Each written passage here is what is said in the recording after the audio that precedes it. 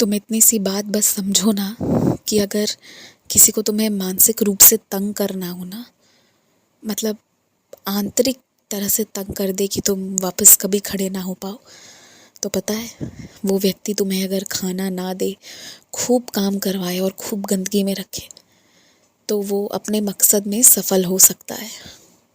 और अगर तुम्हें किसी को भी लेकर लगे कि कोई ऐसा कर रहा है या कर सकता है, उससे दूर रहो, बिल्कुल दूर रहो। और मैंने ये बात तुम्हें इसलिए समझाई है कि हमेशा शुरू में ही नज़र रखो इन चीज़ों पे, कि कोई अगर ऐसा थोड़ा भी करने का कोशिश करे तो तुम्हें उस शुरू में ही रोक देना है, बता देना है कि कहाँ सीमा है जिसके आगे कोई पार नहीं कर सकता। तो बस इस चीज़ का ध्यान रखना। इस साल कोई ख़ास बड़ी शादियाँ नहीं हो रही है कि जिसमें तुम्हें जाना है या कुछ भी। बस 2-4 शहर में ही तुम्हें बुलावा आएगा जहाँ तुम्हें जाना है, निभाना है और आना है। तो इस साल कोई बहुत बड़ा खर्चा नहीं है, पर अगले साल अंत तक या उसके अगले साल तुम्हारे बेहद करीबी रिश्तेदार में किसी का विवाह होगा और तुम्हें उसमें अच्छा भेंट भी देना होगा। संभवतः द्रव्य, सोने चांदी भी तुम दो। तो उसकी तैयारी अभी से करना। भले कपड़े अभी से मत लेना, ऐन मौके पे जाकर लेना, लेकिन सोना चांदी तो तुम पहले से ले सकते हो। नज़र तो रख सकते हो कि कब किसके दाम कम ज़्यादा हो रहे हैं, कब लेना है। तो वो चीज़ का थोड़ा ध्यान देना। आज प्रयास करना कि तुम मेरे मंदिर आओ। मैं तुमसे ये उम्मीद नहीं रखता कि तुम नंगे पाँव मेरे मंदिर आओ, क्योंकि बहुत सारी चीज़ें हैं, बहुत सारी चीज़ों से होकर गुजरना है। तुम मेरे जिन भक्तों के बारे में सुनते भी हो कि वो नंगे पाँव मेरे मंदिर तक पहुँचे, वो आए, उनसे कभी तुलना मत करो। जब सुनो तो उन्हें और आशीर्वाद दो जो उन्होंने कष्ट उठाया है। आशीर्वाद दो, आशीर्वाद देने से आशीर्वाद ही मिलेगा।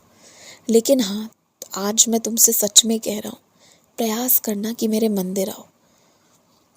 और हर बार देने आते हो ना, किसी को खिलाने, कुछ चढ़ाने, कुछ भी कारण से, पर अगर कोई तुम्हें खीर या कुछ भी मीठा दे तो मना मत करना। इस बार ले लेना मेरे मंदिर में और खा कर जाना। देखो, तुम बहुत कुछ चीज़ें मन में सोच रहे हो ना, कोई ऐसी मुराद तुम्हारी पूरी होएगी ना उस मीठे प्रसाद के आशीर्वाद से, कि तुम्हें आजीवन मेरे मंदिर के मिलते प्रसाद पर विश्वास हो जाएगा। इसलिए तुम ज़रूर आना मेरे मंदिर, और प्रसाद मिले तो उसे ना मत कहना, ज़रूर खाना उसे, और तुम्हारा कुछ नुकसान नहीं होगा। सब ठीक हो जाएगा। तुम्हारे घर पर भी जो भी चीज़ें हैं सब ठीक हो जाएंगी। कुछ लोग बहुत काम करते हैं तुम्हारे घर पर, तुम्हें मैं जानता हूँ परवाह है कि कहीं उनके जान को, उनके शरीर को आफत ना आए। तुम ना चुपचाप चुपके से बिना बताए ऊदी जल दो, और फिर देखो उनका शरीर भी ना जिस तरह का होना चाहिए, जितना वजन होना चाहिए, जितना मांस होना चाहिए, सब होगा शरीर में, कोई दिक्कत नहीं होगी। तुम बस ऊदी दो। और जब भी लगे कि घर एकदम तनावपूर्ण स्थिति में आ गया है, अब कुछ नहीं समझ आ रहा, तो मेरी स्तवन मंजीरी का पाठ करो। आज का दिन बहुत शुभ है, बहुत उचित है, बहुत सही है। तुम अपने किसी एक लक्ष्य को लेकर अगले 90 दिनों का संकल्प लेकर मेरी स्तवन मंजीरी को प्रत्येक दिन श्रवण करो, और ये नियम बांधकर कि उसे श्रवण करने के दौरान मन में कोई दूसरा विचार नहीं लाओगे। अगर आ गया तो फिर शुरुआत से सुनना शुरू करोगे।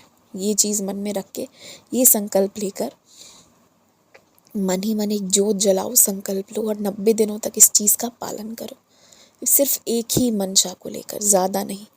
और जिसके लिए भी चिंता हो रही है उसके नाम से महामृत्युंजय मंत्र करो, सब ठीक हो जाएगा। खुश रहो, आयुष्मान भवा।